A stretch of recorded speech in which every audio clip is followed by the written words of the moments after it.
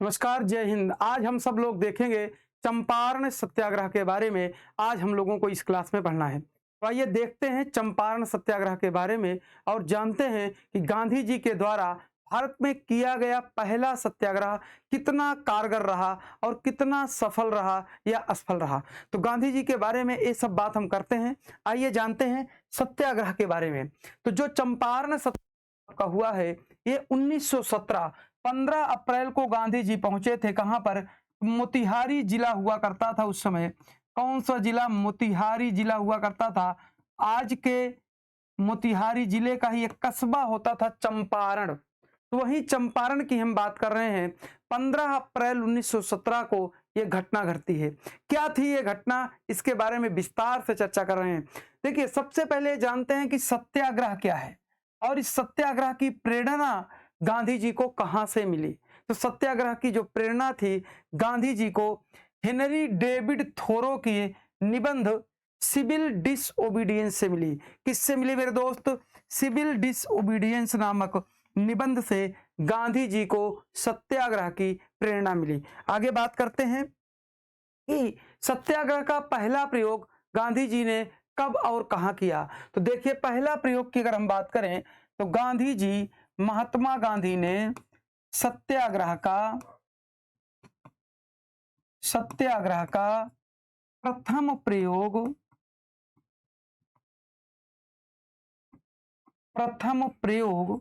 दक्षिण अफ्रीका में किया था। कहां पर किया था? तो प्रथम प्रयोग कहां पर किया था? दक्षिण अफ्रीका में किया था। दक्षिण अफ्रीका में किया था। अगर हम बात करें कि भारत में गांधी जी ने इसका पहला प्रयोग कहां किया, तब इसका प्रश्न बदल जाएगा और भारत में गांधी जी ने इसका पहला प्रयोग चंपारण में किया था। कहां किया था? भारत में सत्याग्रह का प्रथम प्रयोग चंपारण में किया था। कहां पर? चंपारण में किया था। 1917 में चंपारण में किया था।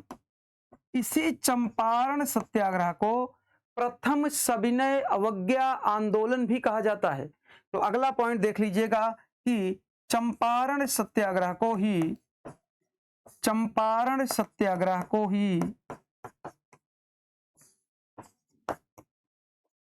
प्रथम सविनय अवज्ञा आंदोलन कहा जाता है। प्रथम सविनय अवज्ञा आंदोलन कहा जाता है।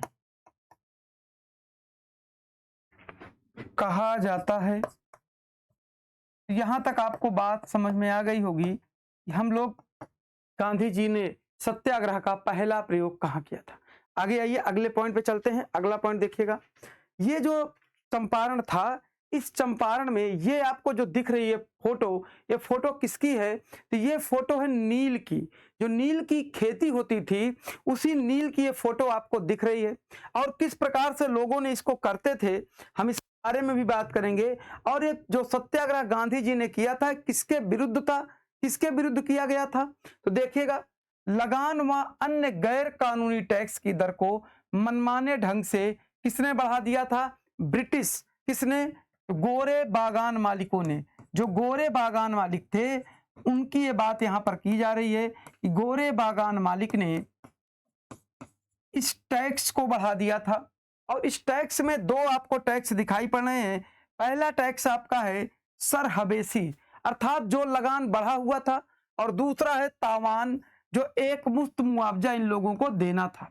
ये दो बातें थी। इसके अलावा भी एक बात थी जिसे आप कहते हैं तीन कठिया पद्धति। क्या कहते हैं? तीन कठिया पद्धति। यह अनिवार्य था। ये जो तीन कठिया पद्धति है, ये इसका मतलब हुआ 3/20 भाग में। अर्थात जो जमीन होती थी, वो जमीन थी 20 कट्ठे की, तो 20 कट्ठे में 1 बीघा होता था, और उस 1 बीघे के 3 हिस्से में, अर्थात 3 बिस्वा में या 3 कट्ठे में नील की खेती करना अनिवार्य था। ठीक है, तो यहां पर तिनकठिया पद्धति की भी बात थी, साथ ही साथ ये दोनों बात थी।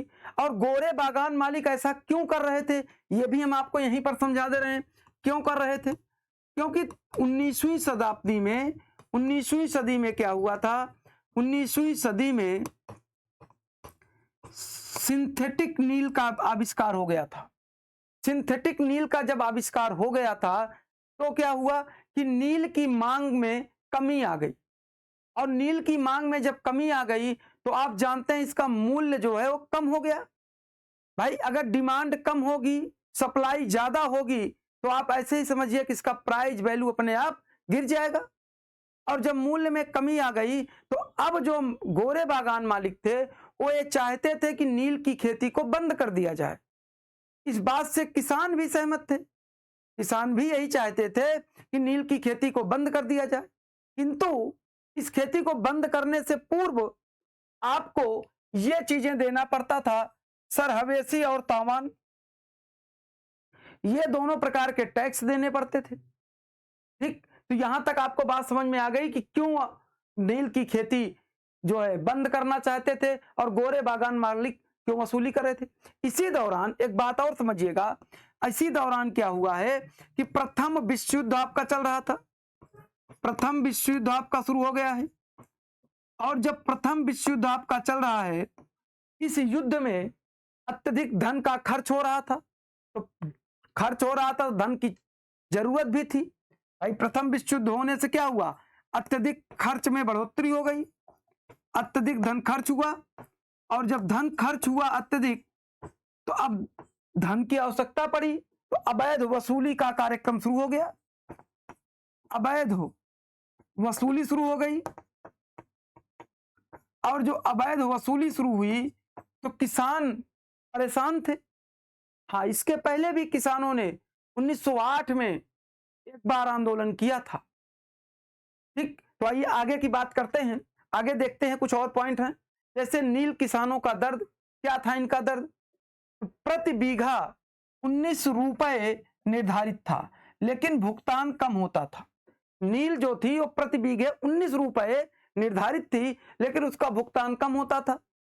और फसल की कीमत में क्या हुआ था, गिरावट बहुत कम हो गई थी, कि कोई व्यवस्था नहीं थी। यदि फसल नष्ट हो जाए तो किसी कारण बस, जैसे कभी कभी अतिवृष्टि हो जाए या कभी अनावृष्टि हो जाए, तो उस कंडीशन में मुआवजे की कोई व्यवस्था नहीं थी। साथ ही साथ नील की जो खेती करते थे, क्योंकि नील की जड़ बहुत अंदर तक जाती थी, इससे जमीन बंजर हो जाती थी।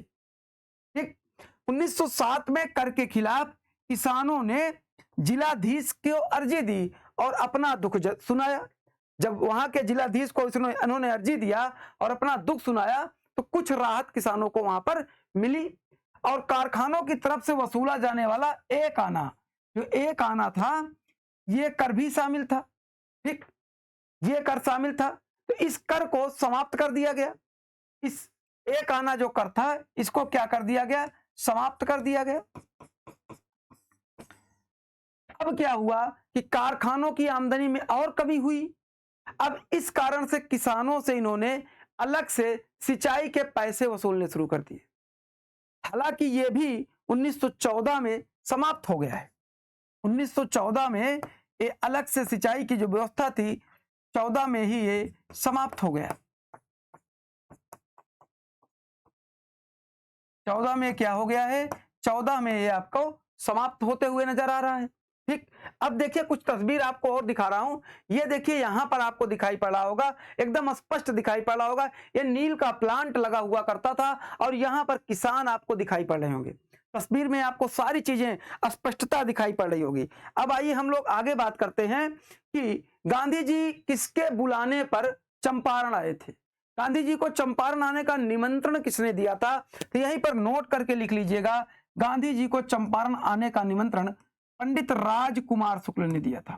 ये राजकुमार शुक्ल भी चंपारण के ही निवासी थे और किसान थे। राजकुमार शुक्ल ने गांधी जी को चंपारण बुलाया था। गांधी जी चंपारण अकेले नहीं आए, अपने कुछ सहयोगियों के साथ गांधी जी चंपारण पहुंचे। ध्यान दीजिएगा, देखिएगा, गांधी जी और उनके अन्य जो सहयोगी थे, सहयोगी में बृजकिशोर जी, CF Andrews, doctor Anugrah Narayan Singh, Rajkishore प्रसाद, एच.एस. पोलाक, राजेंद्र प्रसाद, महादेव देसाई, नरहरि पारिख और जे.बी. कृपलानी, ये सभी लोग उनके साथ यहां पर आए। जब ये सभी लोग यहां पर आए तो गांधी जी को नील बागान एसोसिएशन और तिरहुत के जो गवर्नर थे उस समय, उन्होंने मना किया। उन्होंने गांधी जी से कहा कि आप वापस चले जाइए, किंतु गांधी जी नहीं माने और गांधी जी नहीं माने और उन्हें गिरफ्तार किया गया, मजिस्ट्रेट के समक्ष प्रस्तुत किया गया। तब भी गांधी जी ने कहे कि हम यहाँ के किसानों की दुख और दशा को बिना देखे चंपारण से वापस नहीं जाएंगे। इस प्रकार गांधी जी आए और गांधी जी चंपारण में एक सविनय अवज्ञा आंदोलन की शुरुआत कर दी। अब आगे आइए देखते हैं, जब गांधी जी यहां पहुंचे उसके बाद क्या हुआ। जब सविनय अवज्ञा आंदोलन की शुरुआत उन्होंने किया, गांव-गांव अपने साथियों के साथ दौरा किया, तो यहां पर एक जांच आयोग का गठन किया गया। अब मुद्दा यह है कि इस जांच आयोग का गठन जिन्होंने किया उनका नाम क्या था, तो उनका नाम था गवर्नर। जिस जांच आयोग का गठन किए थे उनका नाम था गवर्नर एडवर्ड गेटवे। इन्होंने एक समिति का गठन किया। इस समिति के अध्यक्ष कौन थे? सर फ्रैंक स्लाई इसके अध्यक्ष थे और इसमें गांधी जी को भी सदस्य बनाया गया। इस जांच समिति में इसमें गांधी जी को भी सदस्य बनाया गया।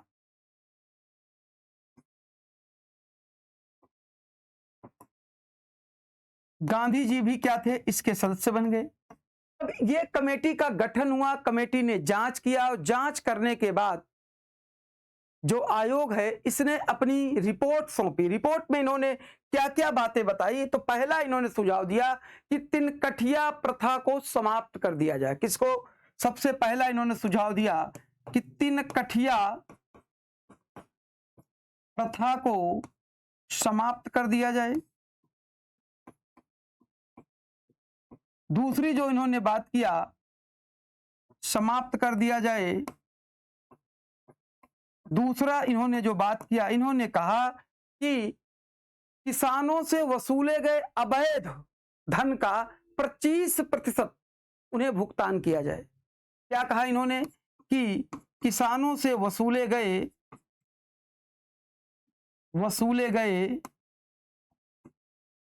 अवैध धन का 25% भुगतान करें। अवैध धन का 25% भुगतान करें।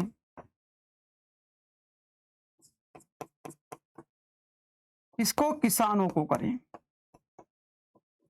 किसानों को करें। आपको यह भी बात समझ में आ गई होगी। ये तो समिति की रिपोर्ट थी और यहां पर यह लागू हुआ। ठीक, अब आगे मुद्दे पे आते हैं, आगे बात देखते हैं। अब सत्याग्रह का विरोध किसने किया था? गांधी जी जो चंपारण सत्याग्रह शुरू किए थे इसका विरोध भी लोगों ने किया। किसने विरोध किया था? तो सबसे पहले नाम आता है एन.जी. रंगा का। किसका नाम आता है मेरे दोस्त? एन.जी. रंगा का नाम आता है। ठीक, एन.जी. रंगा ने सत्याग्रह का, चंपारण सत्याग्रह का विरोध किया था।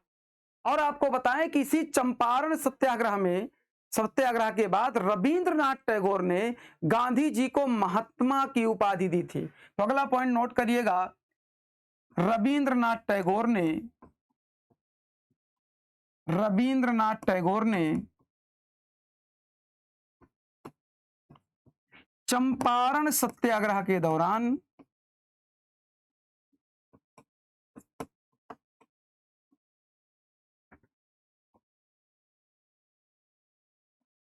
गांधी जी को किसकी उपाधि दी है? महात्मा की उपाधि दी है। गांधी जी को महात्मा की उपाधि दी, महात्मा की उपाधि दी। एक बात तो आपको यह समझ में आ गया होगा कि यहां पर गांधी जी को किसकी उपाधि दी गई है? महात्मा की उपाधि गांधी जी को यहां पर दी गई है। ठीक, अगला पॉइंट नोट कर लिएगा, इसी चंपारण सत्याग्रह के दौरान इसी चंपारण सत्याग्रह के दौरान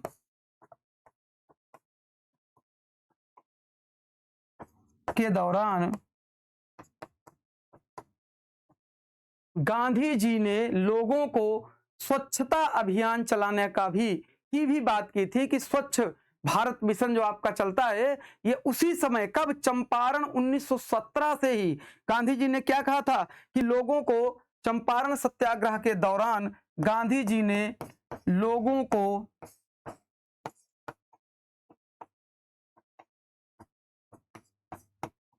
स्वच्छता के लिए जागरूक किया था। इसके लिए भाई, स्वच्छता के लिए जागरूक किया, स्वच्छता के लिए जागरूक किया। ठीक, यहां तक आपको बात समझ में आ गई होगी। आगे चलते हैं, आगे देखिएगा। एक घटना उसी दौरान घटी थी। घटना यह घटी थी, कहानी आपको सुना दे रहे हैं कि घटना क्या घटी थी। देखिएगा, गांधी जी को नील कारखाने के एक व्यक्ति थे जिनका नाम था इरविन। क्या नाम था? नील कारखाने प्रबंधक थे। यहां पर हम शॉर्टकट में लिख रहे हैं, नील कारखाने के प्रबंधक इरविन महोदय जो थे, इरविन जी प्रबंधक इरविन ने रात्रि भोजन पर बुलाया था। इरविन ने क्या किया था? रात्रि भोजन पर बुलाया। ठीक है, रात्रि भोजन पर किसको बुलाया इरविन ने? तो गांधी जी को रात्रि भोजन पर इरविन ने बुलाया। और इनका एक कुक हुआ करता था, रसोइया जिसे आप बोल सकते हैं। तो इन इरविन जी का जो रसोइया था उसका नाम क्या था? बटक मियां। नाम क्या था? बटक मियां। तो इरविन ने बटक मियां से कहा कि गांधी जी को ले जाइए, दूध देकर आइए और दूध में जहर मिलाकर, मतलब यहां गांधी जी की मृत्यु का पूरा प्लान तैयार कर दिया गया था। तो बटक मियां जो थे उनसे कहा गया कि आप गांधी जी को दूध लेकर जाइए और उस दूध में जहर मिला दीजिए। बटक मियां ने यह घटना डॉक्टर राजेंद्र प्रसाद को बता दी थी। राजेंद्र प्रसाद जी को बता दिया था और राजेंद्र प्रसाद जब इस बात को जान गए तो इस प्रकार गांधी जी का जीवन बच पाया। इस घटना के बावजूद भी गांधी अभी भी चंपारण से नहीं हट रहे हैं, अभी भी वो चंपारण में डटे रहे।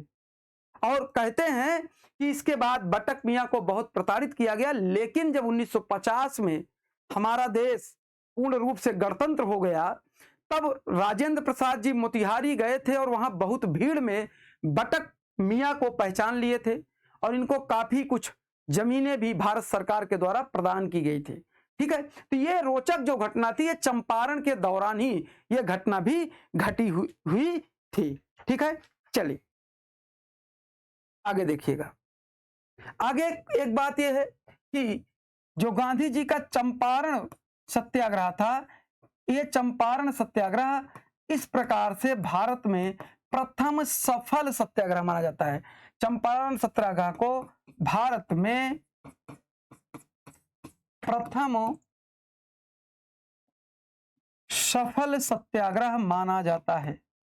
सफल सत्याग्रह माना जाता है।